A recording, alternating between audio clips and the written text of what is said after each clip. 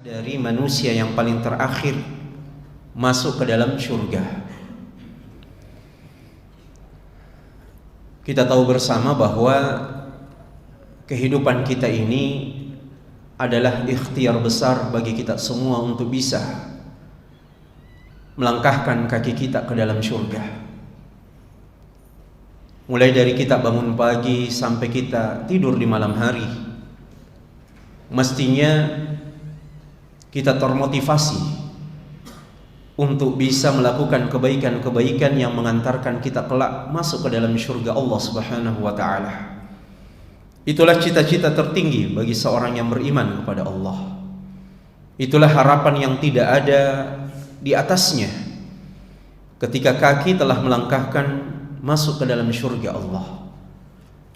Dan kalau kita cermati jemaah sekalian, sahabat-sahabat Rasulullah sallallahu alaihi wasallam yang telah ditempa, yang telah ditarbiyah langsung di bawah tangan dingin dari Nabi sallallahu alaihi wasallam, mereka adalah manusia-manusia yang begitu begitu ya, kalau bahasa Arabnya atau bahasa kita tamak ya. Begitu tamaknya mereka sampai-sampai mereka betul-betul hidupnya itu hanyalah perjuangan untuk masuk ke dalam surga Allah. Dan kisah-kisah yang begitu heroik datang dari sahabat-sahabat Nabi begitu banyak sekali disebutkan oleh para ulama. Malu rasanya ketika kita hari ini banyak melakukan kelalaian yang pada akhirnya rasa-rasanya kita ini terlalu tinggi angan-angan namun rendah di dalam berikhtiar. Makanya para ulama kita senantiasa mengingatkan kepada kita semua bahwa penting juga bagi kita untuk selalu membaca kisah-kisah, apatah lagi yang memang telah diwahyukan ulama kita di dalam kitab-kitab hadis mereka. Jemaah sekalian yang dimuliakan Allah, kita akan mengangkat seorang yang pada akhirnya paling akhir masuk ke dalam surga. Dan para ulama masuk surga adalah manusia yang paling akhir keluar dari neraka. Ahlus sunnah wal jamaah telah meyakini bahwasanya semua yang beriman kepada Allah pasti akan masuk ke dalam surga. Itulah kekuatan tauhid yang selama ini telah kita yakini. Itulah diantara sekian banyak faidah keistimewaan kita berislam, kita beriman kepada Allah. Minimal adalah Allah tidak kekalkan pemilik iman itu di dalam nerakanya kelak. Beda halnya dengan orang-orang yang mati dalam kekufuran. Beda halnya mereka yang wafat dalam kondisi syirik kepada Allah dan belum bertaubat sebelum meninggalnya. Berbeda pula dengan mereka yang masuk dalam kalangan munafiqun, orang-orang yang munafik selama menjalani kehidupannya, walaupun mungkin secara kasat mata mereka adalah orang-orang yang juga ikut salat. Bahkan orang-orang munafik di zaman Nabi sallallahu alaihi wasallam luar biasa istimewanya, bisa berjumpa dengan Rasulullah sallallahu alaihi wasallam, menjadi makmum bagi Nabi sallallahu alaihi wasallam yang bertindak sebagai imam. Bahkan sebahagian keadaan mereka ikut dalam perang. Tetapi itu tidak membuat keadaannya berbeda dari orang-orang kafir dan orang-orang musyrik kepada Allah Subhanahu wa taala. Maka nikmat Islam itu adalah nikmat yang sangat tinggi sekali. Maka jemaah sekalian, pada hari kiamat kelak, hari pembalasan, kemudian di antara keimanan yang lazim untuk kita imani adalah adanya al-wazn, timbangan pada hari kiamat.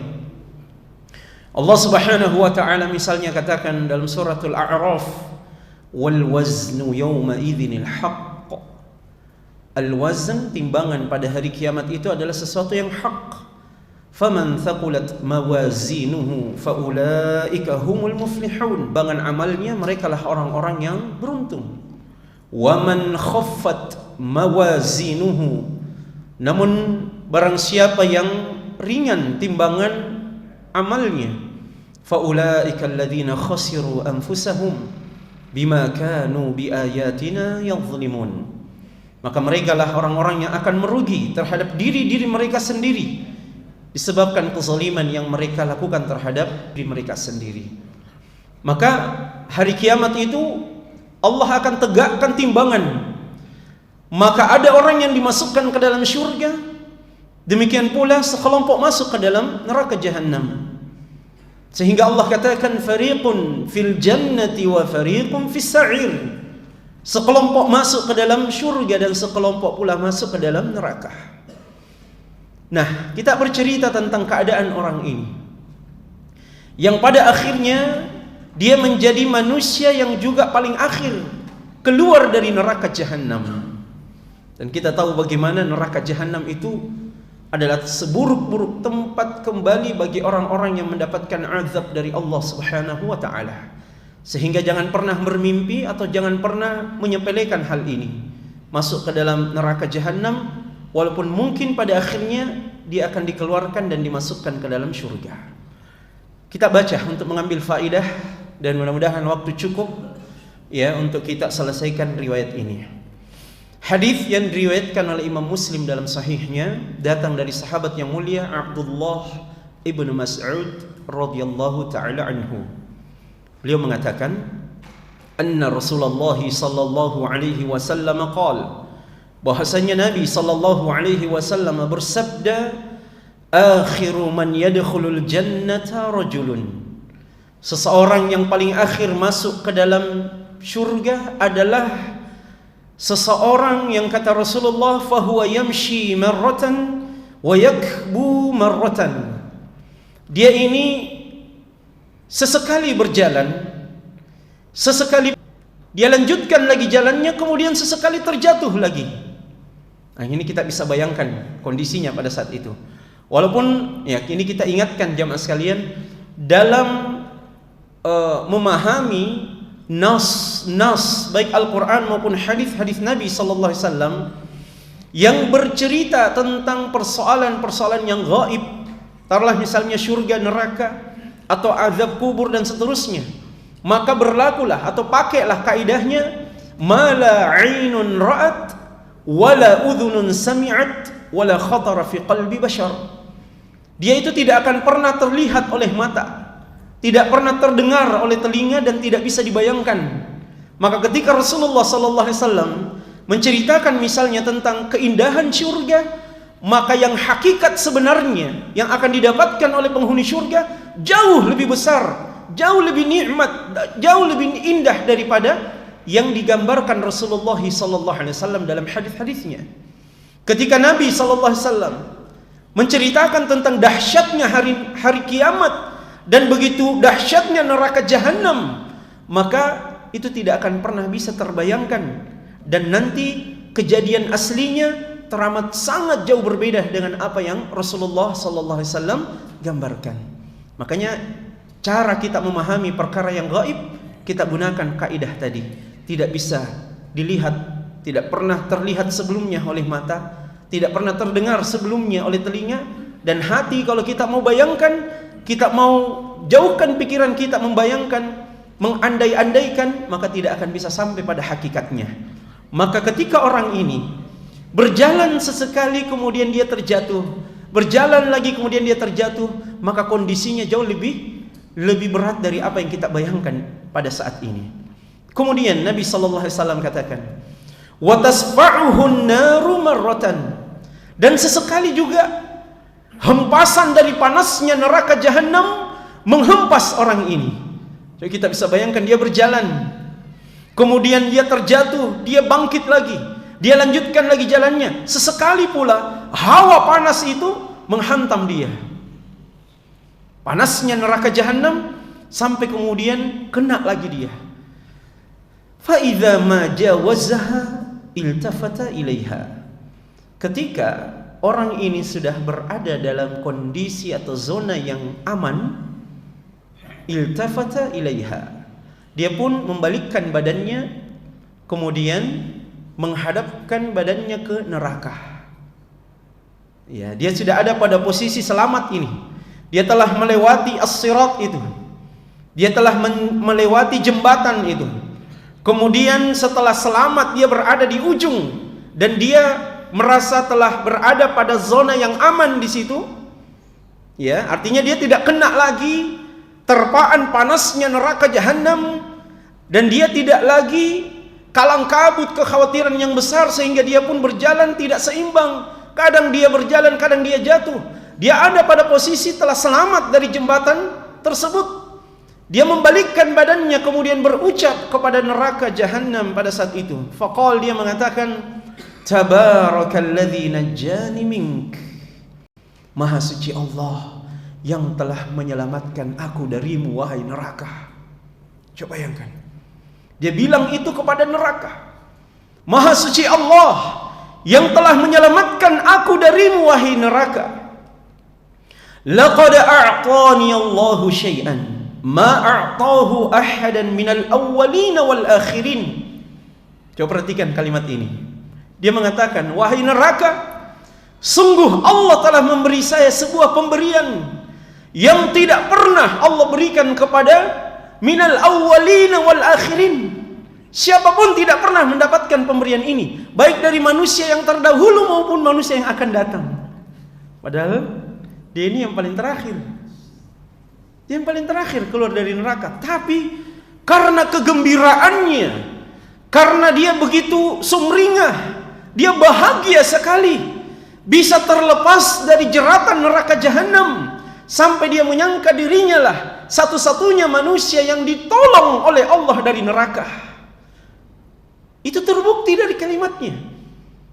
Dia mengatakan, laqad a'tani Allahu syai'an ma a'tahu ahadan minal awwalin wal akhirin. Ahadan, perhatikan ada kalimat ahadan. Satu orang pun tidak ada yang Allah berikan dengan pemberian ini. Subhanallah. Ini orang betul-betul beruntung. Dia rasakan keberuntungan yang sangat besar. Makanya jemaah sekalian, di sini kita juga bisa pahami bahwasanya neraka jahanam itu adalah tempat yang paling buruk sekali. Kita tidak usah cerita tentang neraka dulu. Dalam proses kita berdiri di padang mahsyar, ketika Nabi SAW mengatakan, yuhsyarun nasu yawmal qiyamati hufatan uratan ghurlah. Manusia nanti pada hari kiamat akan dibangkitkan Allah Subhanahu wa taala dalam kondisi tidak memakai alas kaki, dalam kondisi tidak berpakaian alias telanjang, dalam kondisi tidak dalam keadaan dikhitan atau disunat. Persis seperti apa yang Allah katakan, kama bada'na awwalu khalqin nu'iduh. Sebagaimana kami memulai awal kali penciptaan manusia, maka demikianlah pula kita akan kembalikan dia. Maka jamaah sekalian, pada hari kiamat ini, tepatnya di padang mahsyar ini, manusia akan berdiri sebagaimana kata Allah, yauma yaqumun nasu li rabbil alamin. Hari itu semua manusia berdiri di hadapan Allah. Hanya saja kabar buruknya bagi kita semua adalah kita tidak tahu berapa lama manusia berdiri saat itu. Dalam kondisi matahari didekatkan 1 jengkal di atas kepala, dalam kondisi ketika manusia mengeluarkan keringat yang menenggelamkan ada sampai mata kakinya, ada sampai di pinggangnya, ada yang sampai bahkan Rasulullah menunjuk sampai di dalam mulutnya, tenggelam sampai di mulutnya, sesuai dengan kadar amal masing-masing saat hidup di dunia. Maka pada hari itu, dalam riwayat yang sahih dikatakan, ada seseorang yang saking lamanya berdiri dan dia tidak tahan, dia berteriak dengan seorang yang lantang, ya Allah, saya sudah tidak kuat lama-lama berdiri di tempat ini. Kalaupun sekiranya saya mau dimasukkan ke dalam neraka, masukkan saja saya ke dalam neraka. Saking tidak tahannya berdiri. Itu belum proses hisab, baru disuruh menunggu, baru berdiri. Catatan amal belum dibagikan bahkan. Tapi lamanya berdiri dalam waktu yang sangat panjang itulah yang membuat tersiksa manusia saat itu. Nah, hadirin yang dimuliakan Allah, kita bisa bayangkan walaupun tidak sampai pada hakikat yang sebenarnya, orang ini yang para ulama tadi katakan otomatis dia menjadi manusia yang paling akhir keluar dari neraka. Ketika Allah selamatkan dia, Ketika Allah telah selamatkan dia dari neraka, betapa bahagianya dia, sampai dia mengatakan, laqad a'tani Allahu syai'an ma a'tahu ahadan minal awwalina wal akhirin. Itu dia ucapkan. Kemudian ketika dalam kondisi dia sudah berada di zona yang aman itu, Nabi SAW bercerita mengatakan, faturfa'u lahu syajarah. Allah munculkan di dekatnya sebuah pohon. Sebuah pohon. Tentu pohon ini ya pohon yang indah. Makanya orang ini, kata Rasulullah dalam lanjutan hadis ini, beliau mengatakan, fayaqul, hamba ini kemudian mengatakan, ya Rabb, adnini min hadhihi syajarah fali astadhillu bi dhilliha wa ashrabu min ma'iha. Ya Allah, izinkan saya untuk dekat ke pohon tersebut. Fali astadhilla bi dhilliha, agar saya bisa bernaung di bawah naungan pohon yang rindang itu. Wa ashrabu min ma'iha, dan saya juga bisa minum air darinya. Coba bayangkan, keinginan pertama yang diinginkan oleh hamba yang dikeluarkan dari neraka ini. Dia ingin pada saat melihat pohon yang begitu rindang, tentu sejuk di situ.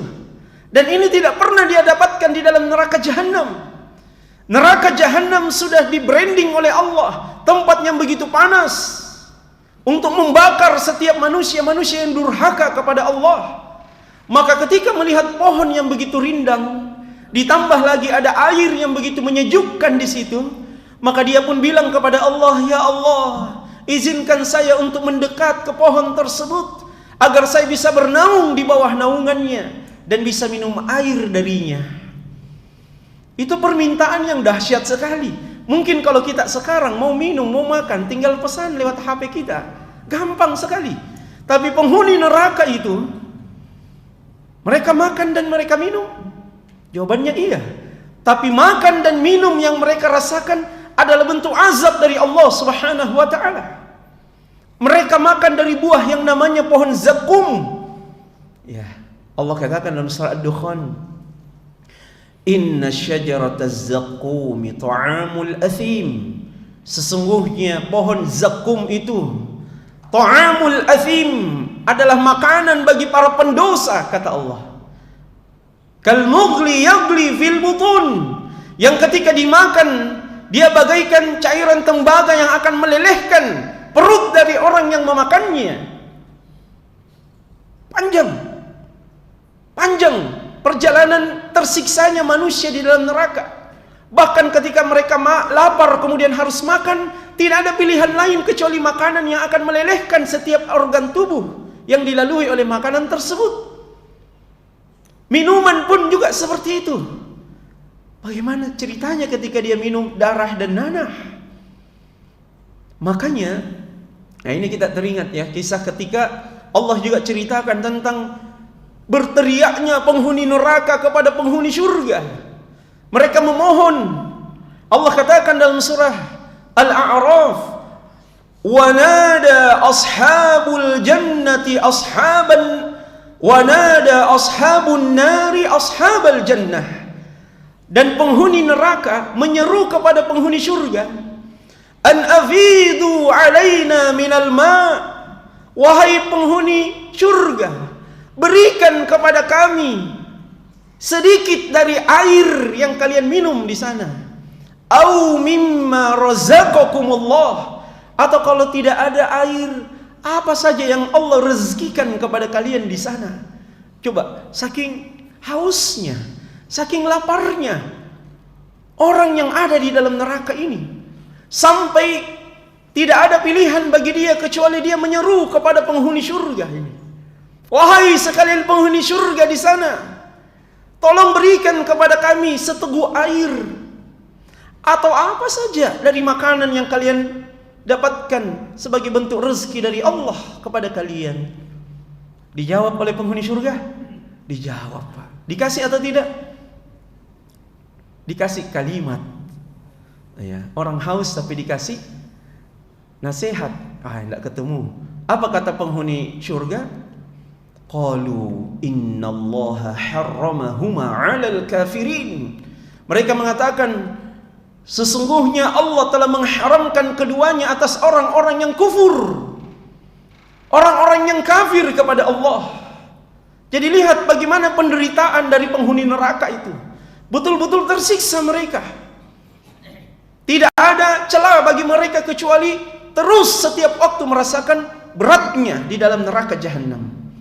Makanya kita heran dulu. Ada beberapa tahun yang lalu ketika di bulan Ramadan ini, saya tiba-tiba teringat. Ya biasalah kalau Ramadan, Satpol itu selalu mensweeping tempat-tempat hiburan malam, ditutup sementara waktu. Ada yang berani, pemilik hiburan malam ini kemudian mengatakan, Pak, kalau misalnya masjid itu disiapkan untuk orang-orang yang akan mengantarkannya ke dalam surga, biarlah tempat ini disiapkan untuk orang-orang yang mau masuk ke dalam neraka. Dengan begitu gagahnya dia bilang seperti itu. Menolak untuk ditutup tempat hiburan malamnya dan seakan-akan menantang. Ya, biar di sini bagi orang-orang yang mau masuk ke dalam neraka, biar datang di sini, difasilitasi. Nauzubillah.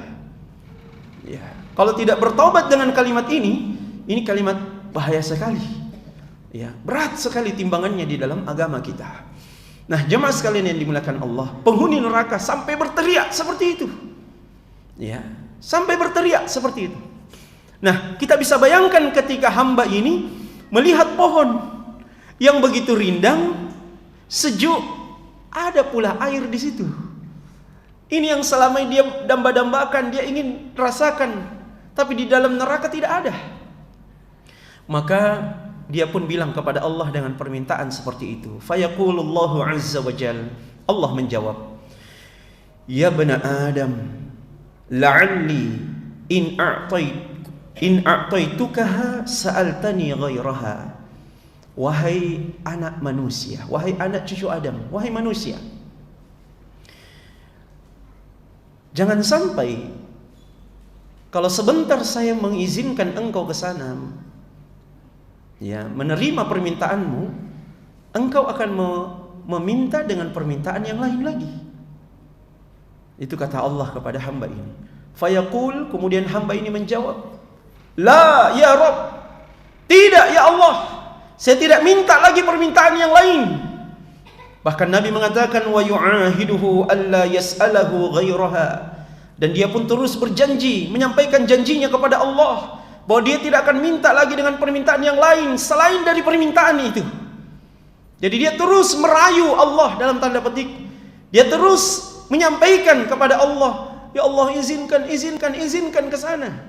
Dan bahkan dia berjanji, mengulang janjinya terus untuk tidak diberikan atau tidak meminta permintaan yang lain.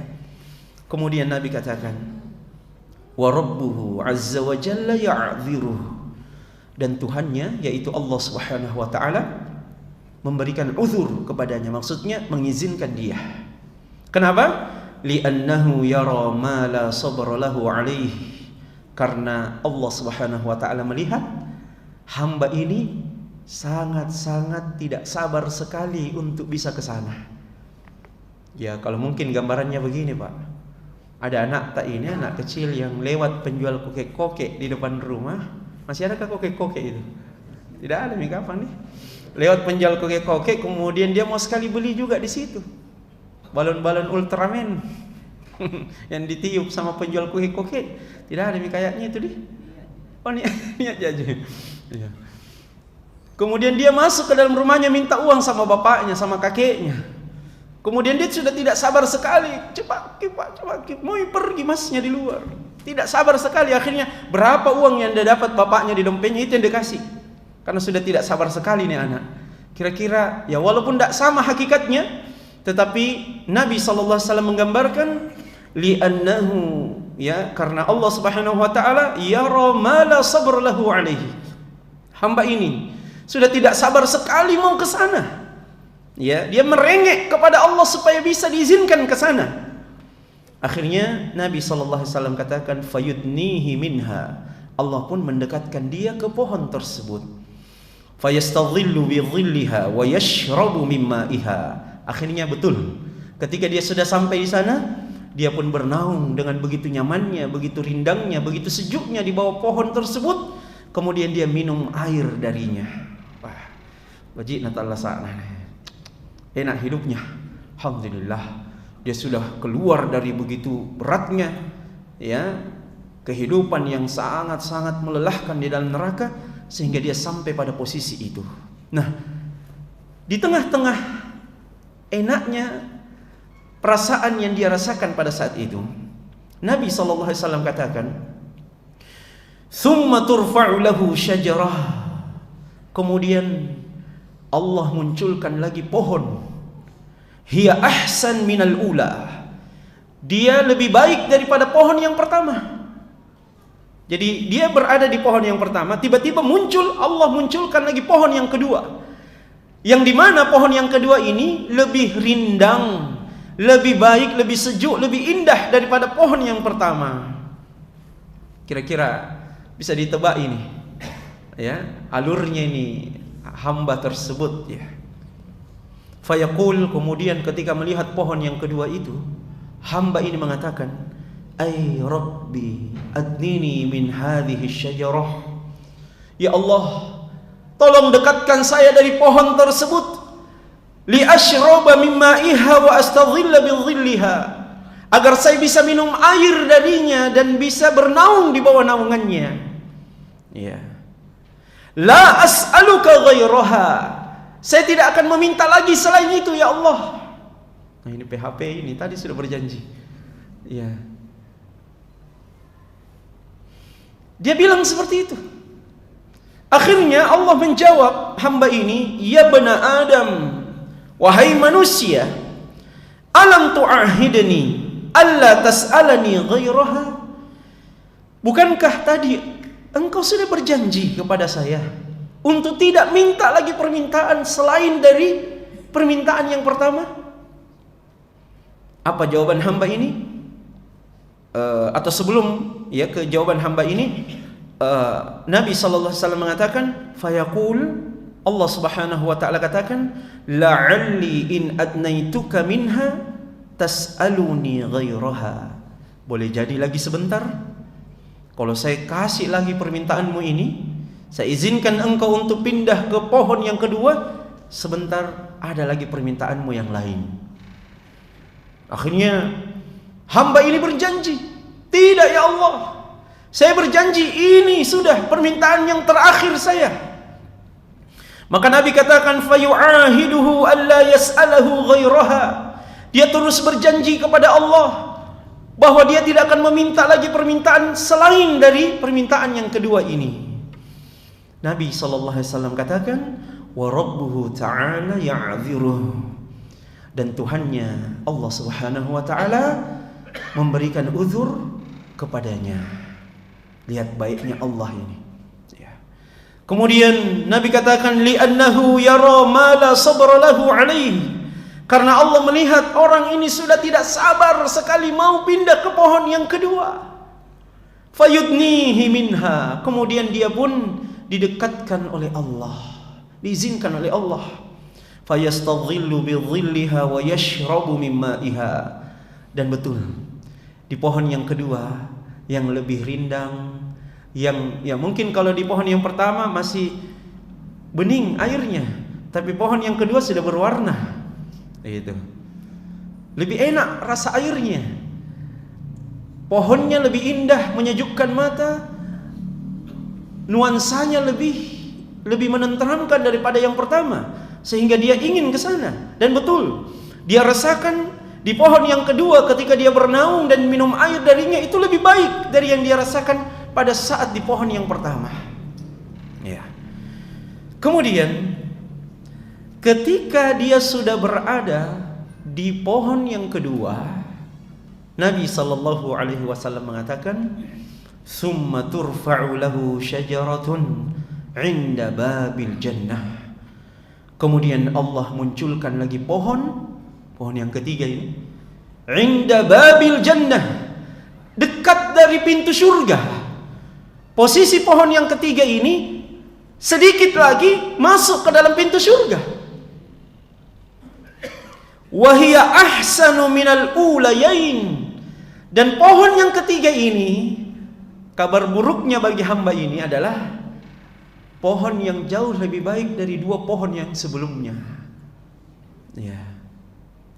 Apa yang terjadi kira-kira ini pada hamba tersebut? Apakah dia masih langgar janjinya atau dia pasrah dengan janji yang ada? Kita lanjutkan setelah pesan-pesan berikut. Bismillah. Iklan dulu sah. Mumpung kita masih di dunia, masih bisa merasakan air putih, Masya Allah.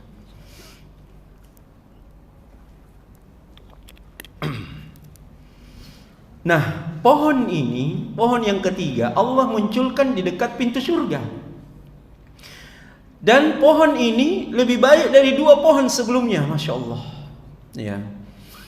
Akhirnya Nabi SAW mengatakan, fayaqul, dia mengatakan, ay Rabbi, ya, muncul terus ini kalimat ini, wahai Tuhanku, adnini min hadhihi li astadhilla bi dhilliha wa ashrabu min ma'iha.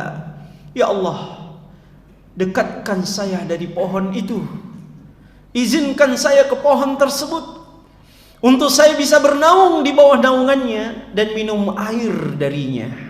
La as'aluka ghairaha, saya tidak akan meminta lagi permintaan yang lain. Masih saja begitu kalimatnya. Saya tidak akan meminta dengan permintaan yang lain lagi, ya Allah. Fayaqul, kemudian Allah katakan, ya bani Adam, alam tu'ahidni alla tas'alani ghairaha? Bukankah tadi kau sudah berjanji tidak akan meminta lagi permintaan yang lain? Qal, kemudian hamba ini mengatakan, bala ya Rabb, la as'aluka ghairaha. Betul, iya memang ya Allah, tapi ini yang terakhir kodong. Ya, ikut nilai kodong di belakang. Kalau kita mungkin orang Makassar mungkin kandal-kandal ini. Tidak bohong, Kak. Apa saja yang bisa dia ucapkan supaya apa? Supaya dia meyakinkan orang yang dia sampaikan itu bahwa saya betulan ini, betulan makodong begitu. Ya Allah, betul. Inilah permintaan saya yang paling terakhir. Wa rabbuhu azza wa jalla ya'dhiruh. Kemudian Allah Subhanahu wa taala memberi uzur kepada hamba ini. Dia sudah melanggar janji berkali-kali, diuzurkan oleh Allah. Kemudian Nabi katakan, li'annahu yara ma la sabra lahu alaihi. Karena Allah melihat hamba ini sudah tidak sabar sekali mau pergi ke pohon yang ketiga. Fayudnihi minha, maka dia pun didekatkan oleh Allah ke pohon tersebut. Nah, jadi posisinya dia sekarang ada di pohon yang ketiga. Tadi posisinya di mana? Dekat pintu surga. Ya, bisa ditebak lah Ustaz nih. Bisa ditebak apa ya roh nan hamba ini. Tenala busu. Nah, tidak ada habisnya permintaannya. Akhirnya ketika dia sudah berada di pohon yang ketiga, Nabi SAW katakan begini, fa idza adnahu minha sami'a aswata ahlil jannah. Ketika dia sudah berada di pohon yang ketiga, ya, dia sudah didekatkan, ternyata di situ dia mendengarkan suara-suara dari penghuni surga. Suara-suara penghuni surga sudah. Ini sedikit kita gambarkan bahwa surga yang dia dengarkan ini orang-orang di dalamnya ini adalah surga yang terendah. Para ulama katakan hamba ini masuk surga di surga yang paling rendah. Karena surga ini darajat. Dia bertingkat tapi ke atas. Kalau neraka darokat, dia bertingkat tapi ke bawah. Makanya Allah katakan gini, innal munafiqina fid darkil asfali minan nar. Orang munafik itu di tingkatan yang paling dasar di dalam neraka. Ya. Masih dalam surah yang sama, dalam surah An-Nisa Allah katakan, innallaha jami'ul munafiqina wal kafirina fi jahannam jami'an. Sesungguhnya Allah mengumpulkan orang-orang kafir dan munafik sama-sama di dalam neraka Jahannam, neraka yang paling dalam. Nah, penghuni surga ini yang dia dengarkan suaranya adalah penghuni surga di surga yang terendah. Ya. Karena kan surga itu bertingkat ke atas. Makanya ketika Aisyah ditanya berapa tingkat dari derajat surga itu, beliau menyebutkan sesuai dengan berapa ayat dalam Al-Quran. Berapa jumlah ayat dalam Al-Quran, begitu pula jumlah tingkatan di dalam syurga. Masya Allah ya. Jadi kalau para ulama mengumpulkan 6.600 sekian jumlah ayat dalam Al-Quran dari Al-Fatihah sampai An-Nas, maka tingkatan syurga juga 6.000-an, 6.000 lantai gitu. Dari mana dalilnya? Karena Nabi SAW mengatakan, fa inna manzilataka inda akhiri ayatin taqra'uha. Di hari kiamat nanti Allah akan menyuruh semua manusia untuk membaca Al-Quran. Tapi jangan berpikir membaca dengan mushaf. Tidak ada lagi mushaf di situ. Membaca dengan hafalan.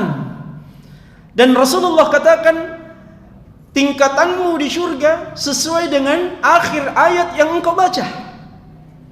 Jadi para hufazul Quran itu yang menghafal 30 juz Al-Quran, ketika dia mengkhatamkan bacaannya 30 juz, dia naik ke tingkat yang 6.600 sekian itu. Yang hanya di surah An-Nas, yang kul-kul itu pemumpuknya, tunggu dulu. Ya, sebentar dulu. Kalau yang hanya salat tahajudnya suka dengan surah-surah pendek, Ad-Duha ke An-Nas, ya masuk surga juga. Tapi jangan terlalu tinggi ekspektasinya mau. Ya, tingkatan level berapa gitu. Tahu dirilah dulu ya. Kecuali kalau kita juga menjadi ahlul Quran, dan ahlul Quran itu tidak mesti yang hafal Quran. Kita support misalnya anak-anak kita yang kita support, atau kita menjadi donatur ke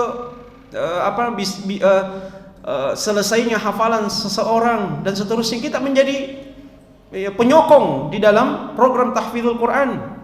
Itu bagian dari upaya kita untuk sampai ke level hufazul Quran tadi. Ya, banyak orang yang bisa hafal Quran lewat sumbangsih. Di antaranya adalah sumbangsih dari kita.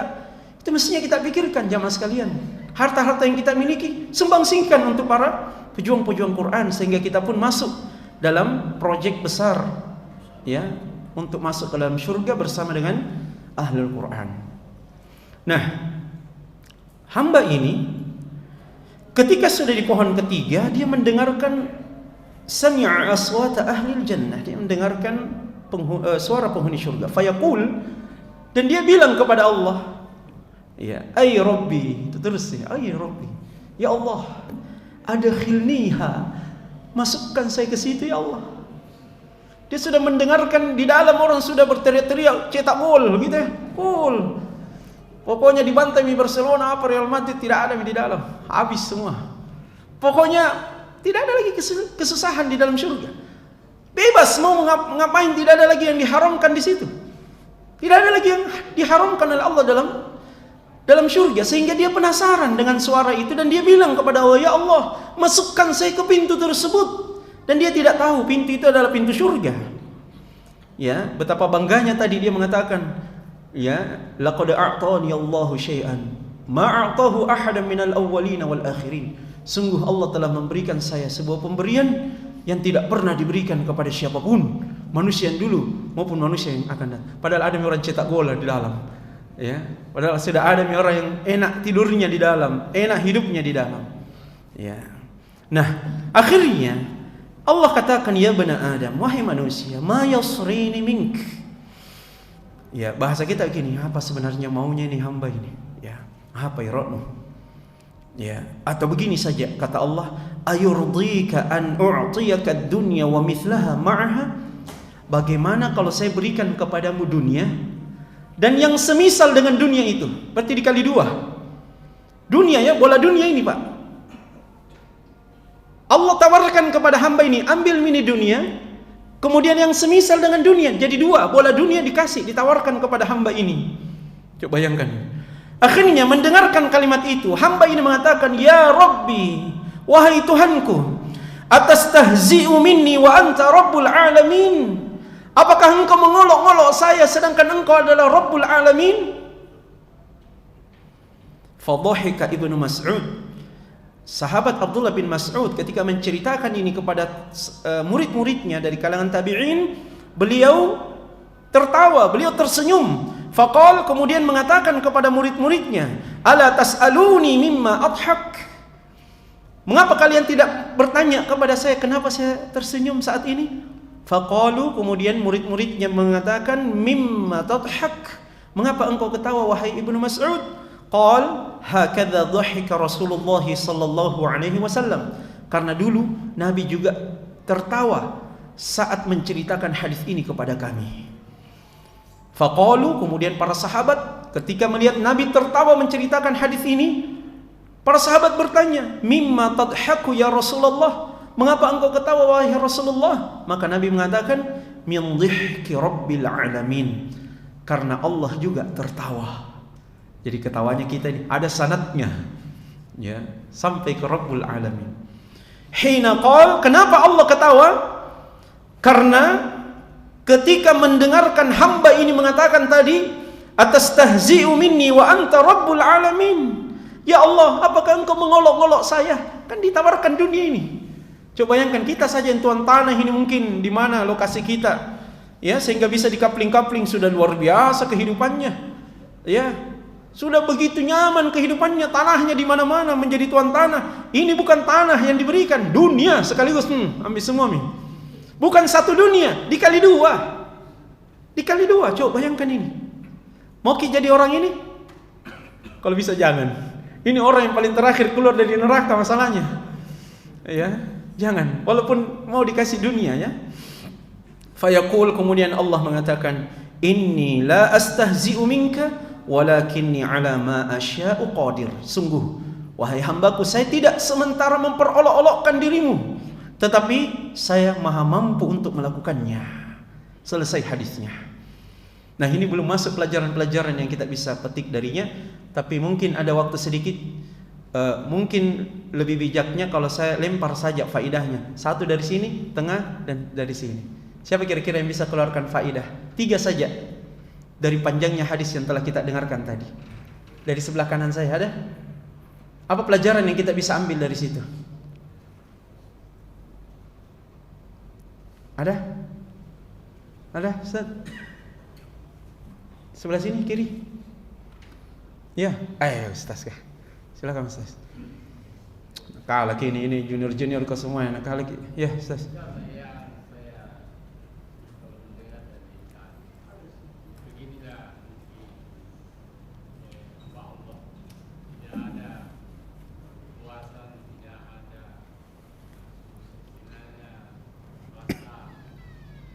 Cukup. Ya. Begitulah juga kehidupan kita di dunia ini. Insyaallah. Karena kenapa? Yang kita lupa panjang Ustaz. Isyam. Ya. Kita ini hidup terputar-putar saja. Betul. Ya. Itu sudah Ustaz. Ditangkap Ustaz. Masalahnya mami nanti akan datang ke Ustaz Hasbin. Jadi beliau memberikan faedah kepada kita bahwa beginilah hamba Allah, beginilah kita manusia. Tidak ada puasnya, ya, dikasih hati mau jantung. Bahkan Nabi SAW sudah sebutkan kan dalam riwayat yang sahih bahwa ketika manusia itu memiliki, ya, emas satu lembah, dia akan terus berpikir untuk mendapatkan lembah emas yang kedua.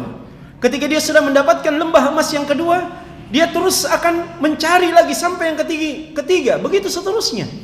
Kapan itu berakhir semua? Sampai tanah masuk ke dalam mulutnya. Artinya sudah mati baru selesai. Ya, dan begitulah umumnya manusia. Makanya jangan sampai seperti itu.